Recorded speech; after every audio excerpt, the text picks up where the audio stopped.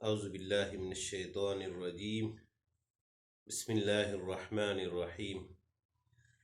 آج کا ہمارا موضوع ہے مسلمانوں کی حبشہ کی ہجرت اور شیبہ ابی طالب میں قید ہونا۔ مسلمانوں کو اور ان کے سردار فخر دو عالم صلی اللہ علیہ وآلہ وسلم کو جب کفار سے تکالیف پہنچتی ہی رہی اور آئے دن ان میں بجائے کمی کے اضافہ ہی ہوتا رہا، تو حضور اقدس صلی اللہ علیہ وآلہ وسلم نے صحابہ کرام رضی اللہ عنہم کو اس کی اجازت فرما دی کہ وہ یہاں سے کسی دوسری جگہ چلے جائیں۔ تو بہت سے حضرات نے حبشہ کی ہجرت فرمائی۔ حبشہ کے بادشاہ اگرچہ نصرانی تھے اور اس وقت تک مسلمان نہ ہوئے تھے، مگر ان کے رحم دل اور منصف مزاج ہونے کی شہرت تھی۔ چنانچہ نبوت کے 5ویں برس رجب کے مہینے میں پہلی جماعت کے 11 یا 12 مرد اور 4 یا 5 عورتوں نے حبشہ کی طرف ہجرت کی۔ مکہ والوں نے ان کا پیچھا بھی کیا کہ یہ نہ جا سکے، مگر یہ لوگ ہاتھ نہ آئے۔ وہاں پہنچ کر ان کو یہ خبر ملی کہ مکہ والے سب مسلمان ہو گئے اور اسلام کو غلبہ ہو گیا۔ اس خبر سے یہ حضرات بہت خوش ہوئے اور اپنے وطن واپس آ گئے، لیکن مکہ مکرمہ کے قریب پہنچ کر معلوم ہوا کہ یہ خبر غلط تھی اور مکہ والے اسی طرح بلکہ اس سے بھی زیادہ دشمنی اور تکلیف پہنچانے میں مصروف ہے۔ تو بڑی دقت ہوئی۔ ان میں سے بعض حضرات وہیں سے واپس ہو گئے اور بعض کسی کی پناہ لے کر مکہ مکرمہ میں داخل ہوئے۔ یہ حبشہ کی پہلی ہجرت کہلاتی ہے۔ اس کے بعد ایک بڑی جماعت نے جو 83 مرد اور 18 عورتیں بتلائی جاتی ہے، متفرق طور پر ہجرت کی، اور یہ حبشہ کی دوسری ہجرت کہلاتی ہے۔ بعض صحابہ رضی اللہ تعالیٰ عنہ نے دونوں ہجرتیں کی اور بعض نے ایک۔ کفار نے جب یہ دیکھا کہ یہ لوگ حبشہ میں چین کی زندگی بسر کرنے لگے تو ان کو اور بھی غصہ آیا اور بہت سے تحفے تحائف دے کر نجاشی شاہ حبشہ کے پاس ایک وفد بھیجا، جو بادشاہ کے لیے بھی بہت سے تحفے لے کر گیا اور اس کے خواص اور پادریوں کے لیے بھی بہت سے ہدیے لے کر گیا۔ جا کر اول حکام اور پادریوں سے ملا اور ہدیے دے کر ان سے بادشاہ کے یہاں اپنی سفارش کا وعدہ لیا، اور پھر بادشاہ کی خدمت میں یہ وفد حاضر ہوا۔ اول بادشاہ کو سجدہ کیا اور پھر تحفے پیش کر کے اپنی درخواست پیش کی، اور رشوت خور حکام نے تائید کی۔ انہوں نے کہا کہ اے بادشاہ، ہماری قوم کے چند بیوقوف لڑکے اپنی قدیمی دین کو چھوڑ کر ایک نئی دین میں داخل ہو گئے، جس کو نہ ہم جانتے ہیں نہ آپ جانتے ہیں، اور آپ کے ملک میں آ کر رہنے لگے۔ ہم کو شرفائے مکہ نے اور ان لوگوں کے باپ، چچا اور رشتہ داروں نے بھیجا ہے کہ ان کو واپس لائیں، آپ ان کو ہمارے سپرد کر دیں۔ بادشاہ نے کہا کہ جن لوگوں نے میری پناہ پکڑی ہیں، بغیر تحقیق ان کو حوالہ نہیں کر سکتا۔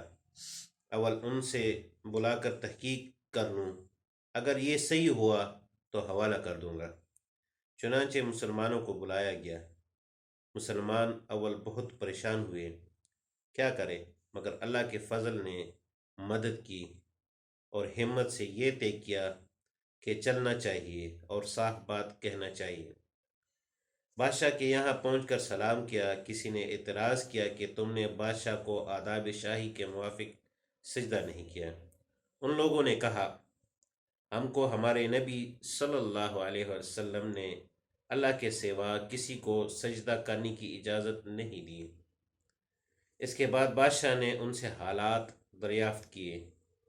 حضرت جعفر رضی اللہ تعالیٰ عنہ آگے بڑھے اور فرمایا کہ ہم لوگ جہالت میں پڑے ہوئے تھے، نہ اللہ کو جانتے تھے نہ اس کے رسولوں سے واقف تھے، پتھروں کو پوجتے تھے، مردار کھاتے تھے، برے کام کرتے تھے، رشتے ناتوں کو توڑتے تھے، ہم میں کا کوئی ضعیف کو ہلاک کر دیتا تھا۔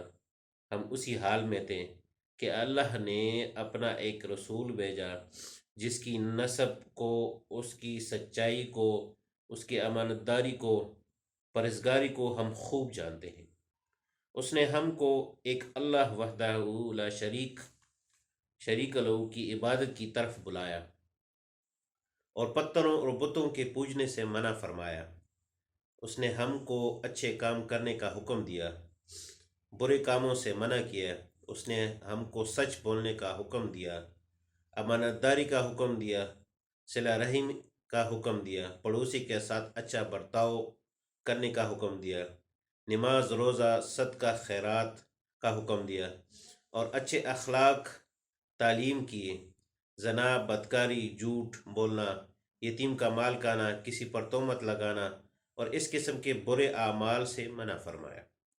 ہم کو قرآن پاک کی تعلیم دی، ہم اس پر ایمان لائے اور اس کے فرمان کی تعمیل کی، جس پر ہماری قوم ہماری دشمن ہو گئی اور ہم کو ہر طرح ستایا۔ ہم لوگ مجبور ہو کر تمہاری پناہ میں اپنے نبی صلی اللہ علیہ وآلہ وسلم کے ارشاد سے آئے ہیں۔ بادشاہ نے کہا، جو قرآن تمہارے نبی لے کر آئے ہیں وہ کچھ مجھے سناؤ۔